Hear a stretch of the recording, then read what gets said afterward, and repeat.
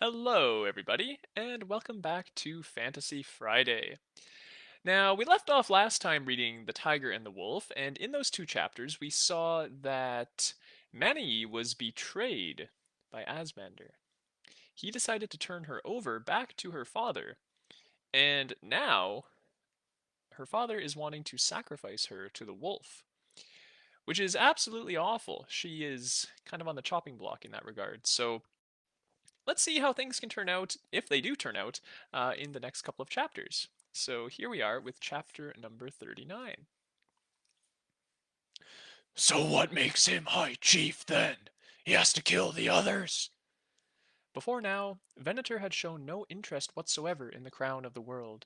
He had happily fought against the place's natives, but even the stone place had barely impressed him. Now, though, he seemed suddenly interested in the ways of the wolf. Asmander would rather not have spoken of it, but at the same time he knew that silence would only encourage the old pirate. Sensing weakness was meat and drink to the dragon. I don't think so. His voice seemed remarkably conversational to his own ears. He has not killed the chief of these, swift ones? Swift feet? Swift somethings. And there is some tribe he says will join him. It is these moon faces who are not decided. He needs to impress them, I think. Better than your lot, was Venator's verdict. When you told me what that was about, I thought it was arse backwards both ways. Shyri smirked at that, eyes flicking between the two of them. Seeing Asmander being baited came second only to baiting him herself in her list of pastimes, or so he surmised. All that ceremony, fasting, invocation, sacrifice, just to make someone Kasra.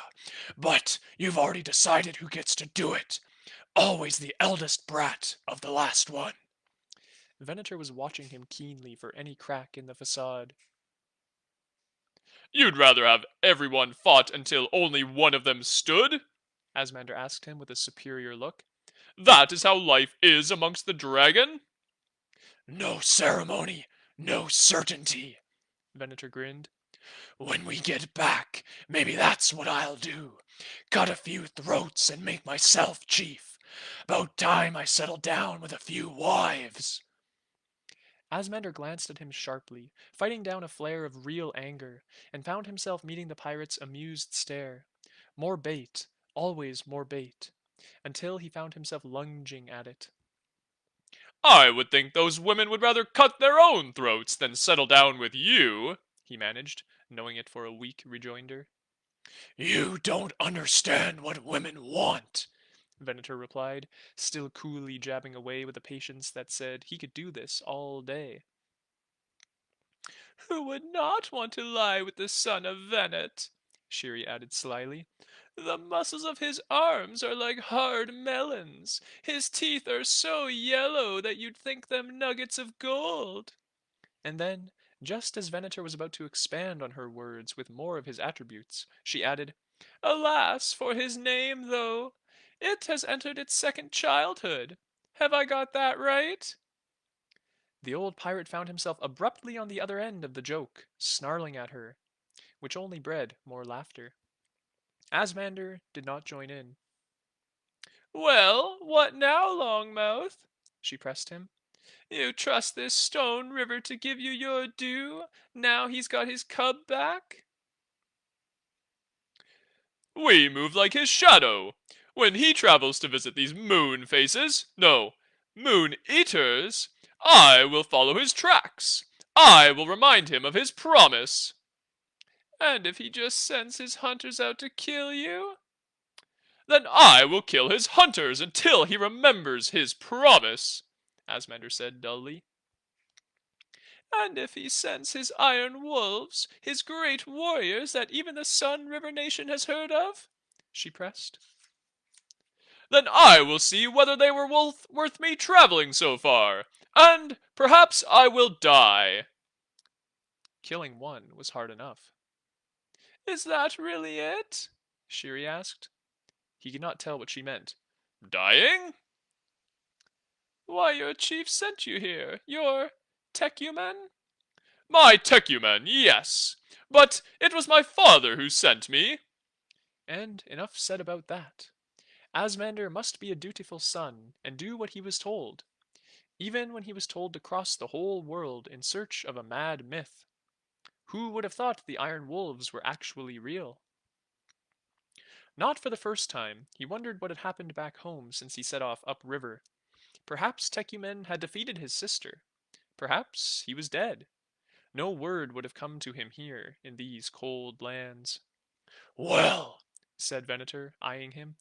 you've done it anyway. Think of the look on the old man's face when you bring him what he asked for. Like something out of that story. Bizarrely, Asmander knew exactly the story he meant, or what sort of tale, anyway. There were many variants, but there was a young man given an impossible task by someone supposed to be their ally, stepfather, uncle, yet find some way to complete it. The hero's return was always a triumphant scene of virtues rewarded and evil unmasked. Somehow, Asmander did not feel that his own exploits would fit into that pattern. But he said, Yes, trying to make himself sound enthusiastic. I will have done my duty. Shyri snickered at that, and then he glared at her. The laughing men know nothing of duty then. There are things you must do, and things you must not do. We know this. Her smile was blithely unconcerned with his feelings. You river people find it so complicated, so hard to tell one thing from another. You use so many words. Loyalty, He snapped at her. duty, family. These are just words to you.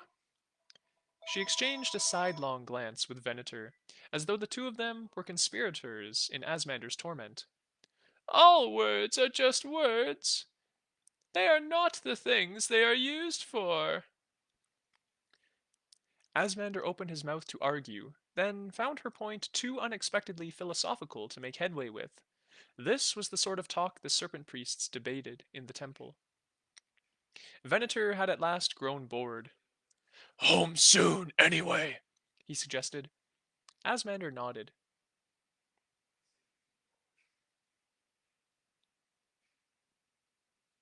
Gratitude of the Kasra, I reckon.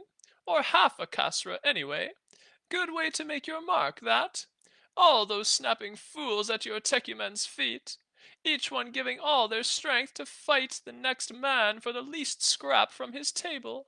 And in you come, Asmander the champion, with your wolf guard, ready to swear the iron savages into your Kasra's service. A good way to make everyone realize you're on top. Is it? Not as good as biting some throats out, but, oh, no, you're all too civilized for that. As if it wasn't always the best way, Venator said. Enough, Venator. The old pirate merely chuckled. Now what your man really needs is dragons. He has them. Or do you think your people will be in rebellion against the whole of the Sun River Nation when we return? Half, Venator corrected, almost absently. and we might. Hadn't thought of it, but we might. Even if not, though, your man has us, but he doesn't have us. There's not fighting against, and then there's fighting for. He was angling for some concession, but Asmander was not in the mood. If the dragon have betrayed Tecuman, then I will send you out to kill them. To kill your own kin, until they kill you. Venator went still. It was not really the kinslaying. The dragon were notorious for simply not caring about all sorts of concepts that were the basis of human life everywhere else, even in the crown of the world. It was a threat of a new order from Asmander, though. It was a promise to abuse the old pirate's freedom more harshly than before, I'd be careful what plans you make. was Venator's quiet pronouncement. Because one day the dragon will rise up from the delta and ravage all the Sotek. One day, maybe. Asmander's smile was like a knife. But first you must learn how to work together. You must stop killing each other over petty slights and women. You must become more than murderous children, Venator. Become more like us. And you never will. And there was the spark, a light again in the old pirate, as though it had never gone out. There was the fierce fighting rage that Asmander remembered from when he had fought and bested this man. And this time Venator was not drunk and suddenly woken into a fight. This time he was fresh and ready to bloody his hands. No reaver of the dragon would shed so much skin as to be like you. Reaver is a fancy word for a thief. Asmander said. Even her people are more plainly honest. What? Shyri had been following the exchange keenly, plainly not sure how serious they were. For a moment, Asmander wondered if he could bait either into a real fight. And why? But he knew why. Venator trying to kill him was something that was simple and comprehensible. He would welcome the dragon's teeth in his throat, or his own claws in the old pirate's gut. I will forget your name, He spat. Venator's fists were clenched. What's that supposed to mean? Shyri complained. You will be a child forever. I will cast your name out of my mind. Asmander tried to make every word a javelin to hurl at the man. There will be none who can give it back to you.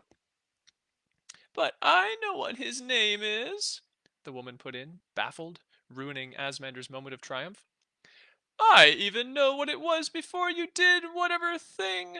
You just made a new sound on the end of it. That's just some stupid river thing. It isn't real.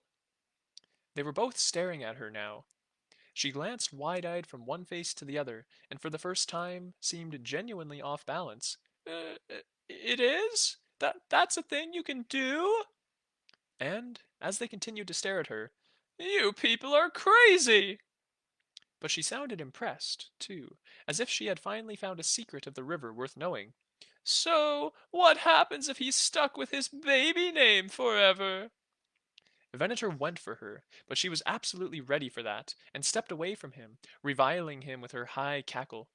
Venator had stepped too, and now he was very still, a long black shape with scales that glittered in the firelight, its blue tongue lashing the air angrily. Shyri had achieved what she had set out to do, though. She had cut the tension between them, playing the pair of them. No doubt she thought she was doing the right thing. And we all know what comes of doing the right thing. She was grinning, and her self-satisfaction irked him like sand under his eyelids, like broken shards underfoot.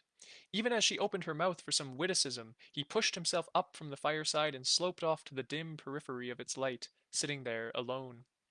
He thought one of them might come after him, told himself he didn't want them to, then was honest enough with himself to admit just why he had stopped short of the deeper darkness.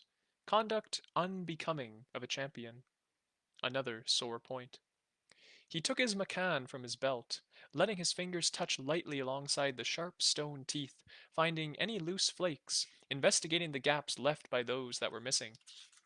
He had a pouch of new blades, obsidian from home and flint that he had napped here in the crown of the world. He set about repairing and replacing, a constant duty with such a weapon, but one that he hoped would settle his mind. His father would be very proud of him, or, at least, that was the ideal. Techiman would smile on him for returning home with such a savage and indomitable bodyguard. Yes, Asmander had done well. He worked patiently and carefully, fingers delicate in placing the razor-edged flakes. Still, his mind did not clear, but surged and roiled like rapids in flood. Then, after plenty of time had passed, there came the scuff of a footstep nearby. Not Shyri, but Venator. What?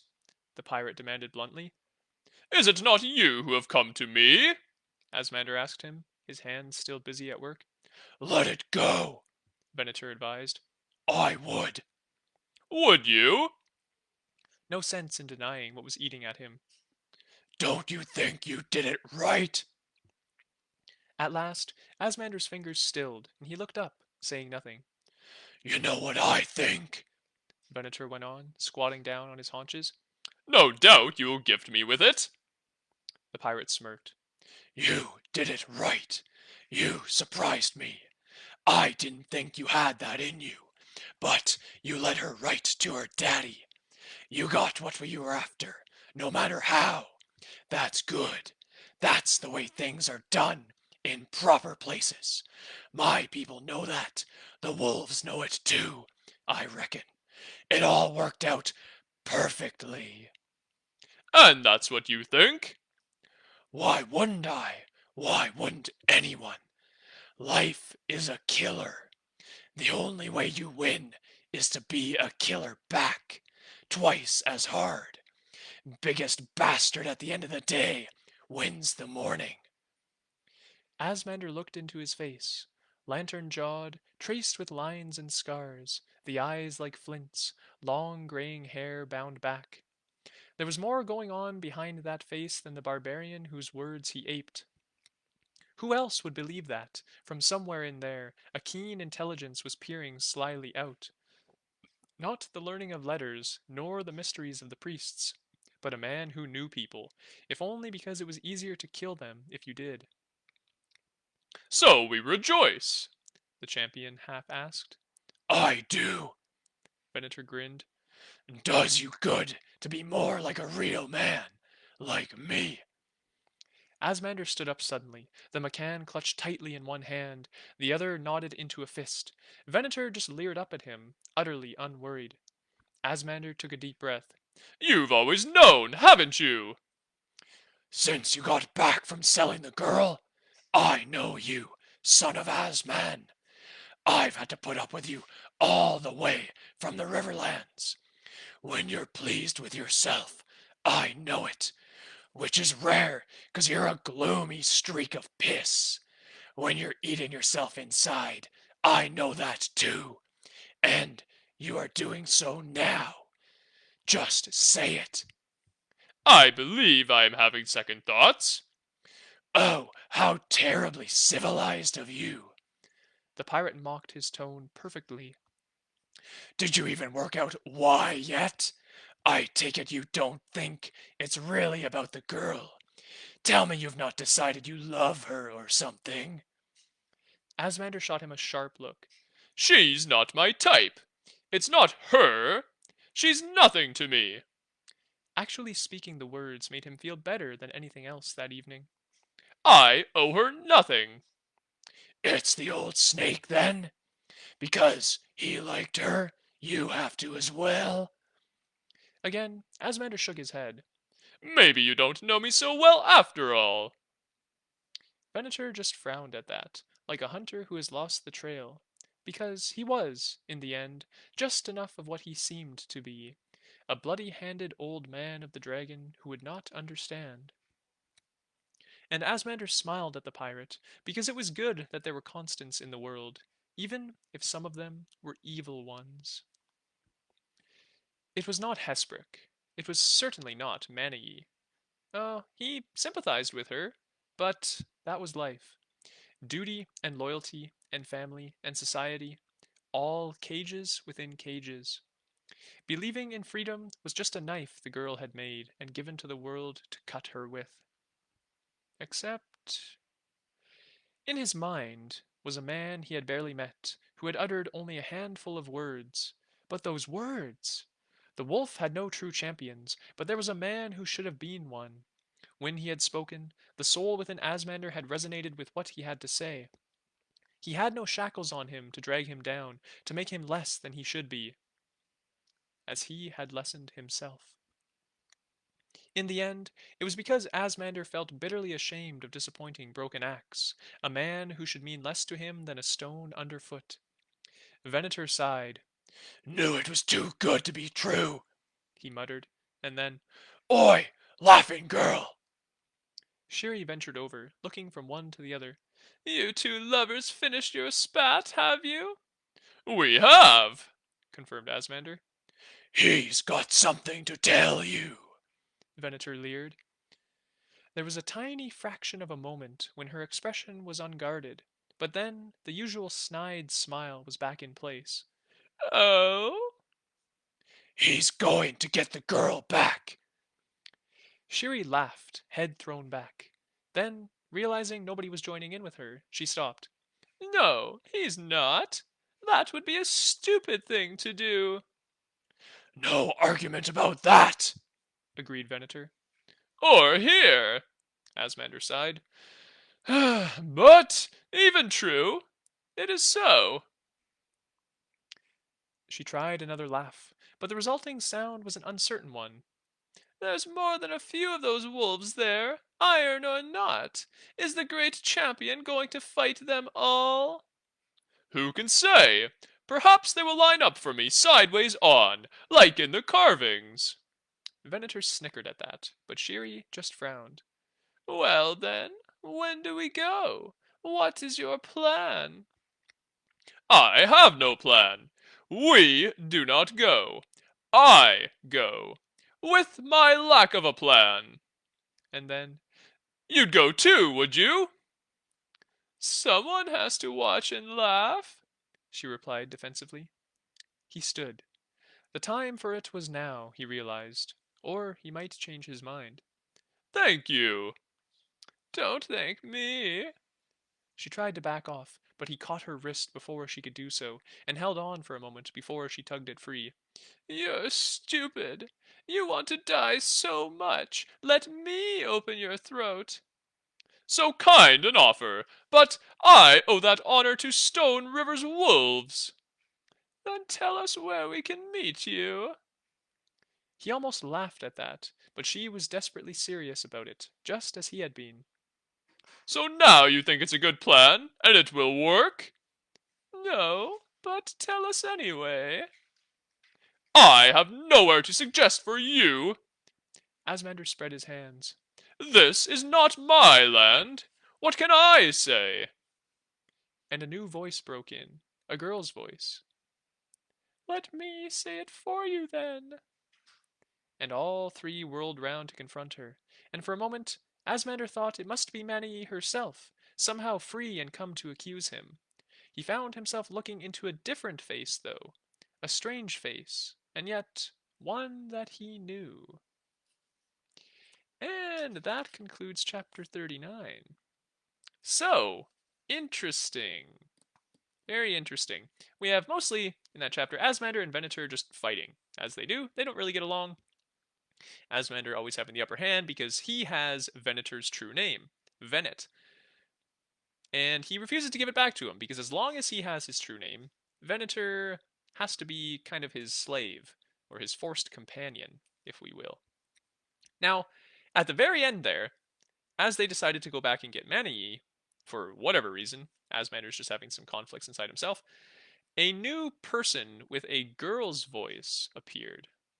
Now, it mentioned that Asmander did not recognize her, but at the same time kind of did recognize her. It wasn't Mani, because we know she's still in captivity, so who is it? Might be someone new. We'll have to pay attention to that as we move forward. But let's see what happens in chapter number 40. The tiger came to her in her dreams, but only to express its disappointment.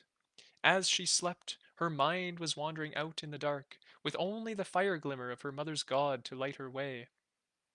You should have tried harder to cast the wolf within you, came the low rumble of the tiger's voice. If you had only pleased your mother more, she would have taken you in. You could have been the golden child of the shining halls, if only you had been better.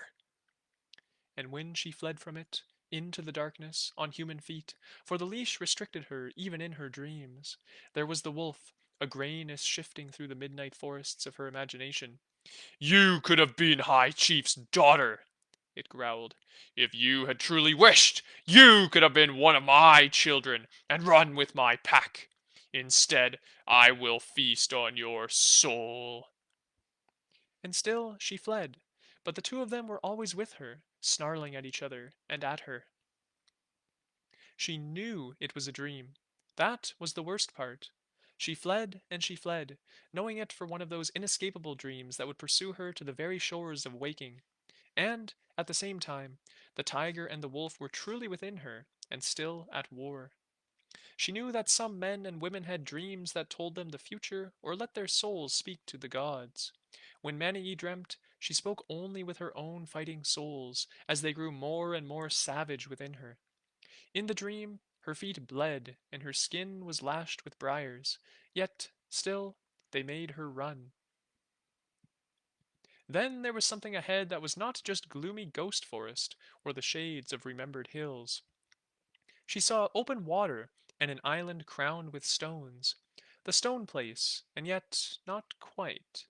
At first she stumbled to a halt at the water's edge, finding no causeway there, and the tiger and the wolf came to her and loomed above her, their eyes like stars in a clouded sky, baring their teeth like the curve of the moon. But something glimmered within the water that was not a mere reflection, and she saw scales sliding past scales there, reflecting rainbow colors even in the darkness. As the animals inside her howled and spat, she stepped out over those measureless depths, and, wherever her feet touched, those looped coils rose from the depths, ridged and somehow dry, and bore her weight. Each step was taken with a faith that she could not imagine copying in her waking life, but the serpent was there for her each time she entrusted her weight to the waves. And she found herself on the island, which was so small that two men lying head to foot could have spanned it, with a handful of tumbled old stones, as if it was what the stone place had once been in the unimaginable mists of time, before it had grown into what it was now. The tiger and the wolf were swimming after her now, for the serpent would not consent to bear them. You would have been cast from the cat from you, Came the vicious cry of the wolf, and now you will burn. and from the tiger, What mother could want a creature such as you? What are you if you will not make up your mind? something rose in her with that barb, as though she had acquired a third soul from somewhere, possessing the strength to face down the other two. I am Manii! I am many tracks, and I will walk my own path, and I will be nobody's slave! As she woke to the sound of her own voice crying out, and found herself staring into the eyes of Kalameshli Takes Iron. The old priest was kneeling beside her, far too close for comfort, and she shrugged and elbowed herself away from him until she was right at the tent's sloping edge, at the limit of her leash. He stayed where he was, illuminated by a strip of moonlight shining through the open flap. You were calling out to the wolf. He observed. Manii bared her teeth at him. There were three gods in my dream, old man. It was not the wolf that helped me when I was in need. The wolf does not help. He replied, surprisingly mildly. The wolf wants us to be strong. We cannot be strong if we live our lives on crutches. The wolf chases away the summer stars and brings the winter. You know this. The wolf sends the ice and the snow and makes the game scarce, and the other tribes grow weak as they shiver by their fires, and only we remain strong. She could not say where the next revelation came from, but the words were on her lips already. There are two ways of becoming strong, to build yourself up or to throw all others down. But only one of these is truly a way of being strong. The thought felt like sacrilege, but it tasted like truth on her tongue. She imagined Kalameshli's face darkening, because he would not value that kind of truth. She thought he would reach out for a switch and beat her just as her father had, and so she burst out, What does it matter? You'll burn me anyway, tomorrow or the next night.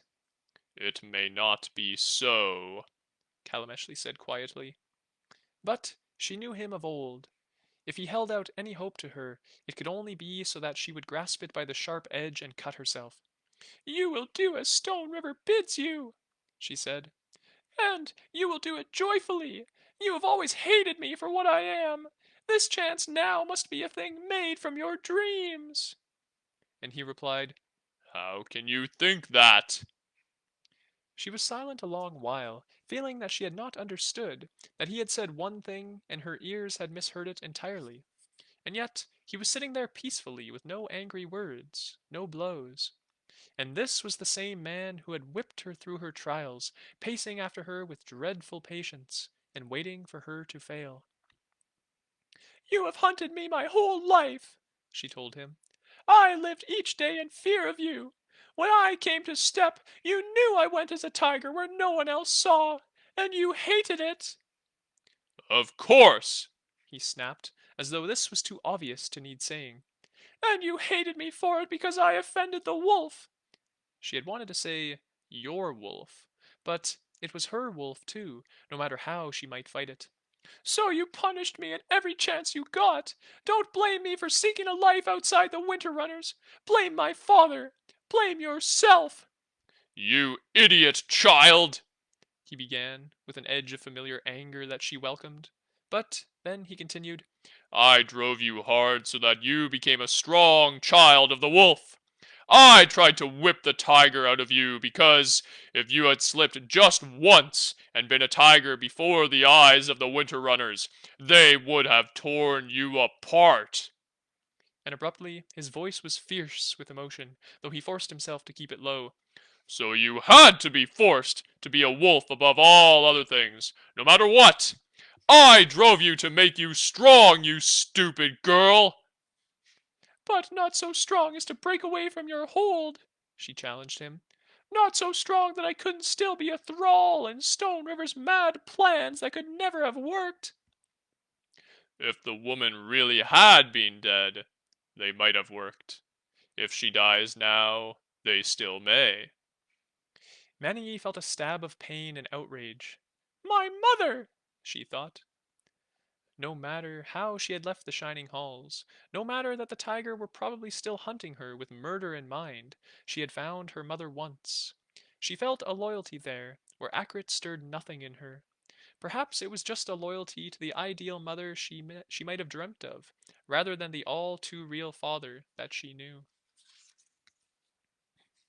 I have seen your altar, priest, she told Takes Iron. The Tiger Queen will outlive me. Perhaps not. I heard my father. He thinks my death will win him the wolf's love.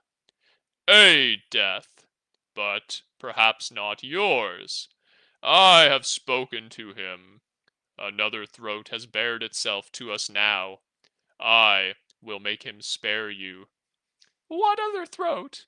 Manny demanded, and he told her. The clash of champions, open combat under the sun, that was one way for the Sun River Nation. Yet there were others. When his father's people had surprised Venet's pirates, they had blown no trumpets to alert their foes. Sometimes an attack must proceed by the moon's rules. The moon was too grand and bright for his liking, but there was plenty of the cloud that seemed never to leave these northern skies. So it was that the light faded in and out, and great bands of shadow passed over the world, as though Asmander lay in clear water as vast fish swam above.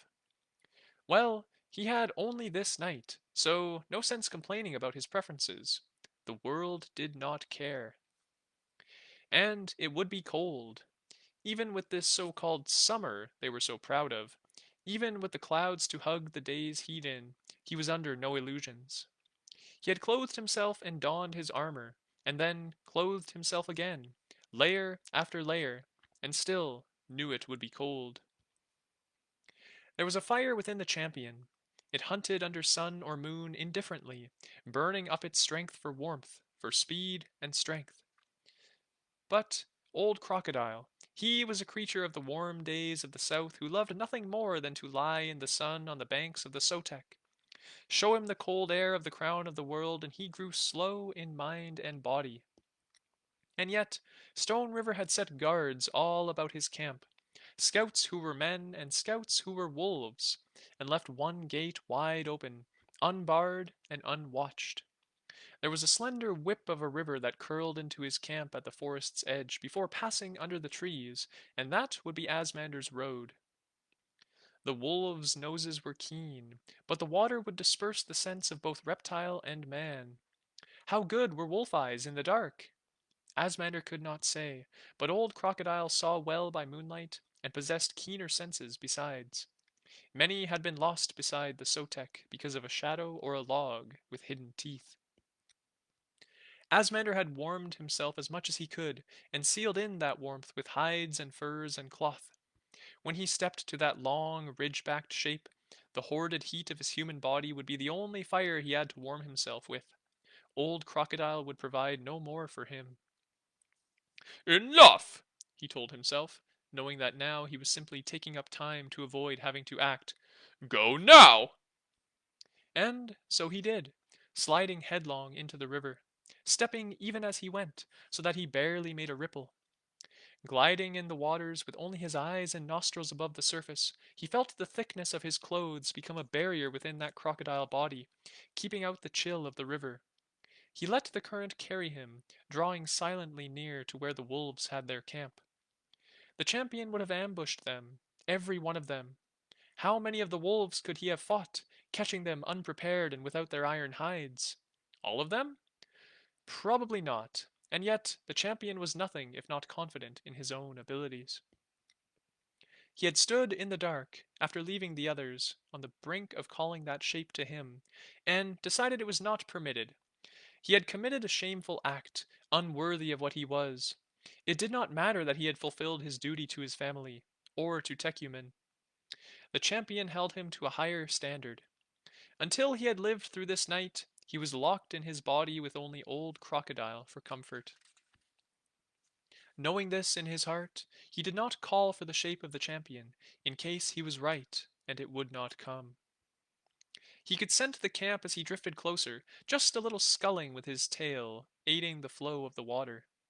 His eyes, half closed so as to not reflect the firelight, marked the presence of sentries along the bank. Old Crocodile brought the news of them to him with a rumble of hunger. Any warm, living shape by the water's edge spoke to the animal within him. He fought that instinct down. And if the wolves looked into the river, even in the full lambent paleness of the moon, they would see only a log drifting. He left himself glide a little further, well past the ring of sentries that Stone River had posted in case the tiger was stalking. There was a grand fire that the camp was built around, and with a structure of stones and wood set before it. There were tents pitched, neat little things that spoke to him of economy and warmth, and there was a larger and more untidy shelter strung about one of the trees. That must be Stone River's domain, surely. And yet it seemed a rough piece of work, with gaps where the cold would creep in, and no sign of a fire inside. He slowed himself, and his long form drifted towards the river bank, where he clawed into the mud for anchorage. The cold of the water had begun seeping into him, and he would have to get out soon to return to his human shape and restore some heat. His nose was telling him a lot, but he did not have any memory of the girl's scent. The big tent looked too flimsy to be a prison, but still, where else to keep a prisoner? There was also a big pit up where the ground rose away from the river, but that stank strongly of pigs. Would they put the girl in such a place? Asmander realized he had no idea if such a thing might be done in the crown of the world. He had been hoping they would have just have her out in the open, tied to a tree or something similar. But this was a test, after all, and the world expected him to exert himself. Nothing was supposed to be easy, except... Except looking towards the tree line, surely there was something there. Old Crocodile was not so good at seeing distances in the dark, so Asmander let himself slide back into the water. With a sinuous ripple of his spine, he let himself ease closer, passing invisibly through the heart of the camp before beaching himself once again. The cold was beginning to slow him now. He must make a plan and act on it. There was a prisoner tied there. It was almost as if he had dreamt it, and then the dream had become real. There, from the nearest tree, was a captive hung by the wrists, and yet it was not the girl. Within his barrel body, Asmander's heart stuttered. A man.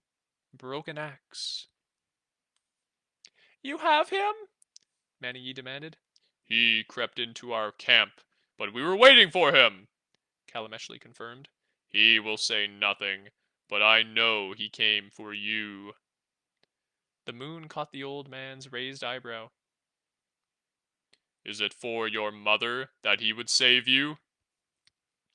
My mother cannot live with the fact of me, Many said bitterly. And broken axe? If you have grown an affection for him, you should have become his mate when your father offered the match, Takes Iron observed with that mocking tone she was used to from him. He will surely die now.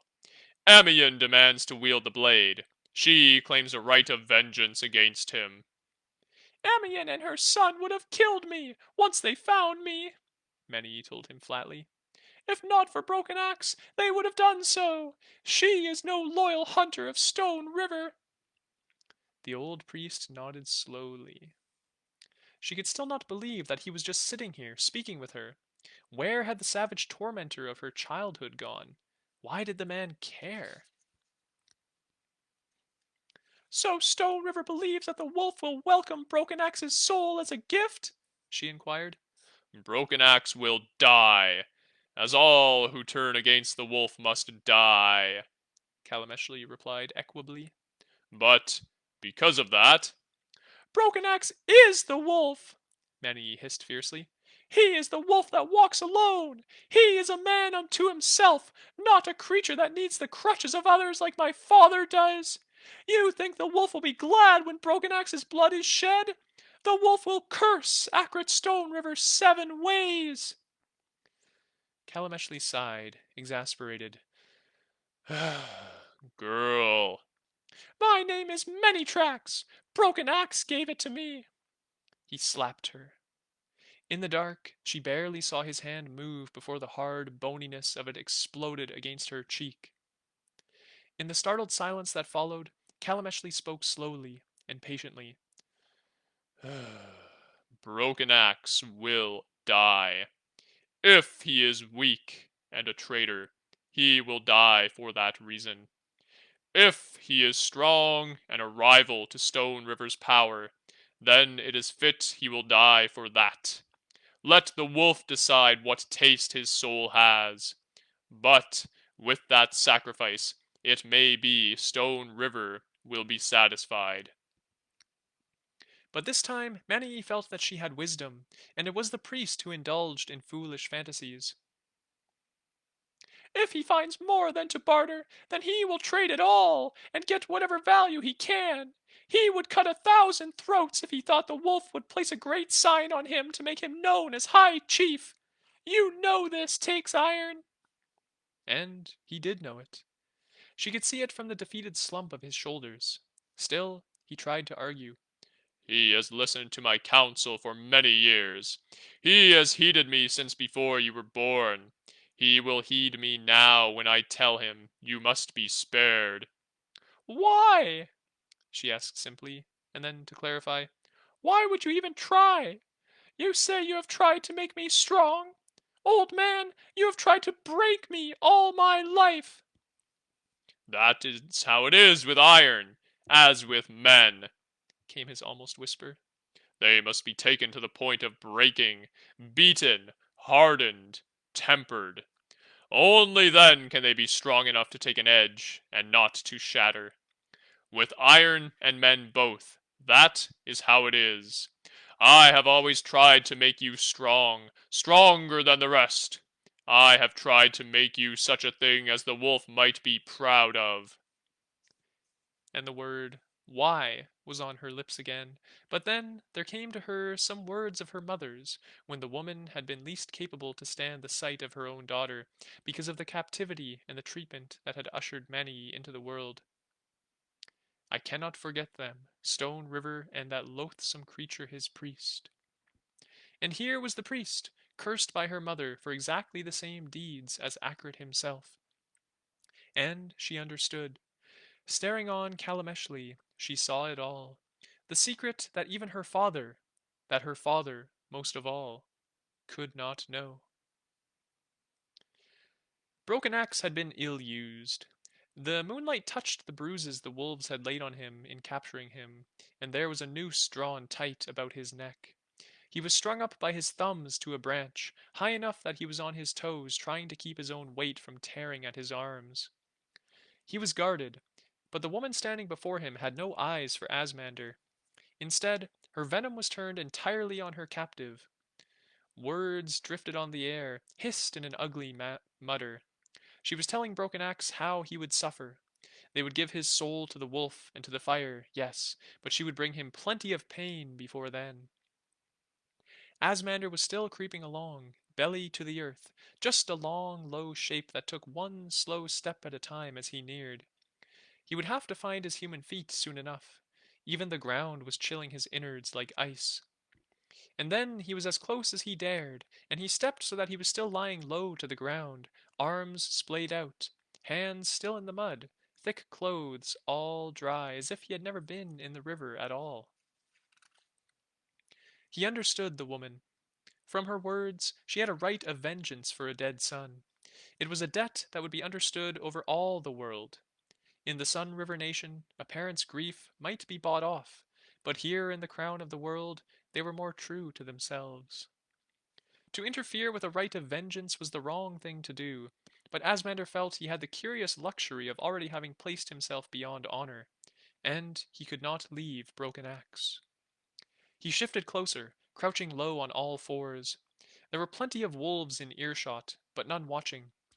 This woman's vengeance was personal and private. When she struck out at Axe, marking him with her knife, that was a matter between the pair of them, and Asmander was an unwelcome eavesdropper. But he would have to kill her instantly and noiselessly. One cry or shout of warning would set the whole camp on him. He saw a Broken Axe notice him as he rose up behind the woman, just a flicker in the man's eyes, hurriedly masked. A blow from his Macan would not suffice, he reckoned, and he had no expectation that he might creep close enough to gag the woman and cut her throat. She was a warrior, and likely she would manage to shout or wrestle herself away from him. This left him one option. Not sure by any means, but it might serve. This was a trick he had been taught by the serpent priests, something that was common practice amongst them, but came far harder to all other people. He was standing behind the wolf woman now, watching as she slammed a fist in under Broken Axe's ribs, raising nothing but a stubborn grunt from her victim. Gingerly, Asmander extended a hand until he could have touched her shoulder. In his mind, he was trying to think through that exacting set of translations he would need, something closer to mathematics than mere stepping. And again, he was putting things off, despite the danger should any of the wolves happen to glance his way. The woman made his mind up for him. She caught sight of his hand in the corner of her eye and began turning, her mouth open. He stepped, throwing his shape forwards along the line of his extended arm. For serpents, this was easy. Their legless nature divorced them from the human shape almost entirely. A crocodile was closer to a man, but still different enough that, if Asmander fought hard, he could twist himself so that his outstretched arm exploded out into the gaping jaws, his head merging into his shoulder, his body whipping out into the long, saw-scaled tail, even as he lunged forwards. His jaws snapped down across the wolf woman's head and arm with all the force he could give them, and the falling weight of his body, more than human, took her off her feet. He wrenched her savagely about by the grip of his myriad teeth that were hard and sharp as onyx flakes. He felt her neck break, her skull crush inwards. Her blood was warm and maddening in his throat, awaking old crocodile's hunger savagely. He was hard pressed not to give in to it and simply feed. She had died in her human shape, he knew. Her flesh was a prison for her ghost, and to eat of it would be to invite madness. He shook his head until the mangled body fell clear of his jaws. He could feel her ghost stuck between his teeth, caught there like a fragment of meat. Then he was human again, and cutting Broken Axe down. The renegade wolf had no words for him, but there was understanding in his eyes. That was all the reward under Asmander needed just then. He could have stepped to the champion's shape then, for he felt he had regained enough of his honor to do so. He could have called out the wolves and seen how many it would take to bring him down. He wanted to finish what he had come for, though, retrieve the girl and get her away. Moreover, he wanted to live. He shared a moment's silent communication with Broken Axe, and the wolf nodded towards that big, haphazard tent. There. The two of them crept about the periphery of the camp, whilst nearby there were plenty of wolf eyes turned outwards, watching for the wrong enemy. Axe had stepped to his wolf shape, slinking like a gray shadow, crouching in stillness when the pale stripes of the moon passed over him. Then he had frozen, one warning look cast backwards to warn his follower to do the same. And now someone was emerging from the tent. Asmander recognized the wolf priest, in his coat of bones, and guessed that he had been conducting some ritual to prepare the girl for sacrifice. The old man paused, looking up at the sky, and there seemed something dejected or defeated about him. The world is full of stories, Asmander thought, willing the old man to be on his way. Yours does not concern me. And then the priest was gone, hurrying off towards the main fire, his face crossed with lines of worry. Asmander made to go forwards, but another look from Broken Axe stopped him. As the wolf slunk into the tent, Asmander crouched in the shadow of its entrance, hand on his macan. He heard a grasp from within.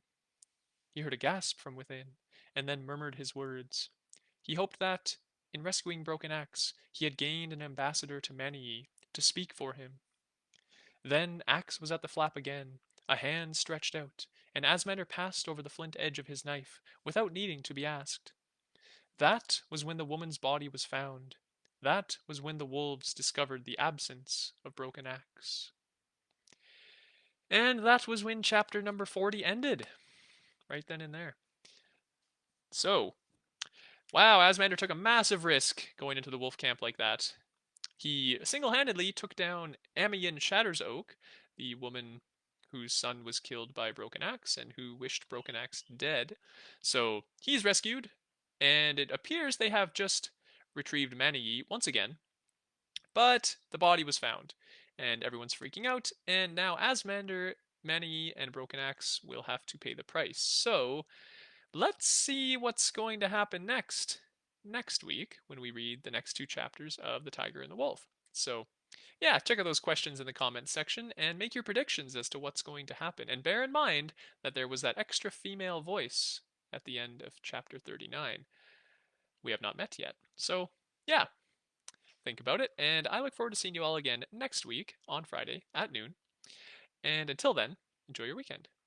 Bye now.